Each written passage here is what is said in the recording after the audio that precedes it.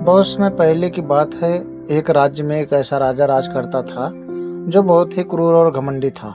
उसकी प्रजा उससे इतनी डरती थी कि कोई भी उसके सामने आवाज उठाने की हिम्मत नहीं करता था।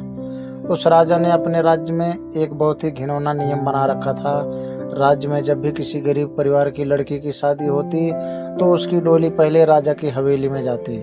उसके बाद ही लड़की अपने पति के घर जा पाती थी। गरीब लोग मजबूर थे, राजा के डर से कोई उसका विरोध नहीं करता था।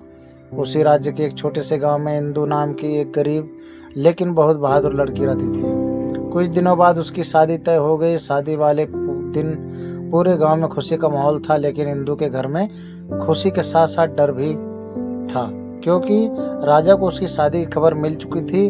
राजा की तरफ से एक संदेश आया, लड़की की डोली पहले हमारे महल में आएगी, उसके बाद ही वह अपने पति के घर जाएगी। यह सुनकर इंदु की माँ फूट फूट कर रोने लगी। इंदु ने माँ के आंसू पोंछे और बोली, माँ आप मत रोइए, जो होगा देखा जाएगा, भगवान हमारे साथ है। शादी की रस्में पूरी हुई। इंदु को लाल जोड़े में सजाया गया। जब विदाई का समय आया तो वह अपने माता पिता से लिपट कर खूब रोई। उसकी माँ बोली, बेटी अपना ख्याल रखना। इंदु ने रोते हुए कहा, माँ मैं जरूर लौटूंगी। डोली उठी और कहार उसे लेकर राजा की हवेली की तरफ चल पड़े। रास्ते में एक घना जंगल पड़ता था। जैसे ही डोली जंगल के बीच पहुंची, अचानक एक आदमी हाथ में तलवार लिए रास्ते के बीच खड़ा हो गया। कहार डर कर रुक गए। उस आदमी ने जोर से पूछा, डोली कहाँ जा रही है? कहारों ने कांपते हुए कहा, राजा के महल में। डोली के अंदर बैठी इंदु ने आवाज सुनी तो उसकी आंखों से आंसू निकल पड़े। वह पर्दे के अंदर से बोली, भैया तलवार वाला आदमी चौंक गया।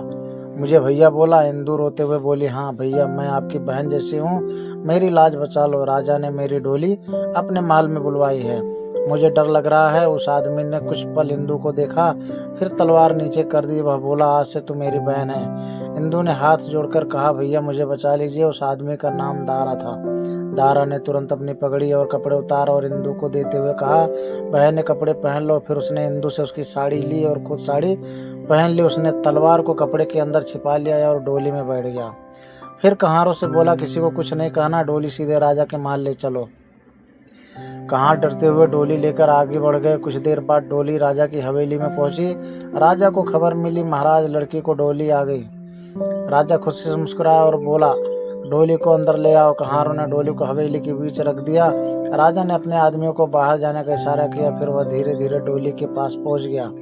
राजा ने जैसे ही डोली का पर्दा हटाया, अंदर लड़की नहीं बल्कि दारा बैठा था। दारा ने तुरंत साड़ी हटाई और तलवार निकाल ली। राजा कुछ समझ पाता उससे पहले दारा ने उसकी तलवार उसके सीने पर तान दी।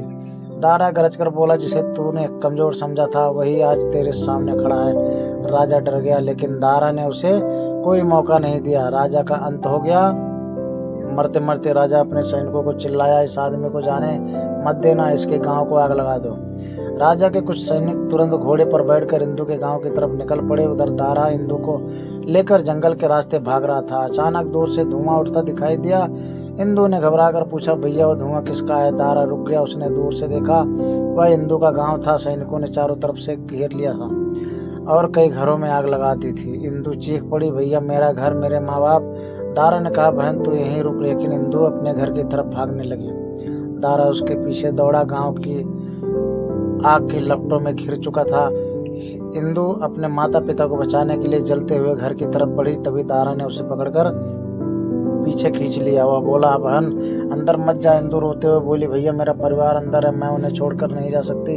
इतना कहकर इंदु आग की तरफ बढ़ गई। दारा ने एक पल भी नहीं सोचा। वह चिल्लाया, तूने मुझे भैया कहा? एक भाई अपनी बहन को आग में अकेला नहीं छोड़ सकता। और दारा भी आग की लपटों में कूद गया। दोनों भाई बहन एक दूसरे का हाथ पकड़कर खड़े रहे। दारा बोला, डर मत बहन, मैं तेरे साथ हूँ। इंदु रोते हुए बोली, भैया आपने मेरा जीवन बचाने के लिए अपनी जान दे दी। दारा मुस्कुराया और बोला, बहन की इज्जत और जान से बढ़कर भाई के लिए कुछ नहीं होता। आग की लपटें बढ़ती गई और देखते ही देखते दोनों भाई बहन उसी आग में समा गए। अगली सुबह जब गांव वालों ने यह दृश्य देखा तो पूरा गांव रो पड़ा। जिस राजा के डर से लोग वर्षों तक चुप रहते थे, उसका अंत एक ऐसे आदमी ने किया था जिसने किसी रिश्ते की मांग नहीं की थी। बस एक लड़की ने उसे भैया कहा और उसने उस एक शब्द की लाज रखने के लिए अपनी जान तक दे दी। उस दिन से उस गांव में एक बात हमेशा कही जाने लगी, खून के रिश्ते ही रिश्ते नहीं होते, कभी कभी एक सच्चा इंसान सिर्फ एक आवाज़ सुनकर भी भाई बन जाता है। और दारा का नाम उस गांव में हमेशा के लिए अमर हो गया। तो दोस्तों, सीखे इंसान की असली पहचान उसके पद या ताकत से नहीं, बल्कि इस बात से होती है कि वह किस कमज़ोर के लिए कितना खड़ा होता है। दोस्तों, अगर स्टोरी पसंद आए तो लाइक शेयर एंड सब्सक्राइब जरूर कीजिएगा। आप सभी लोग का बहुत बहुत धन्यवाद।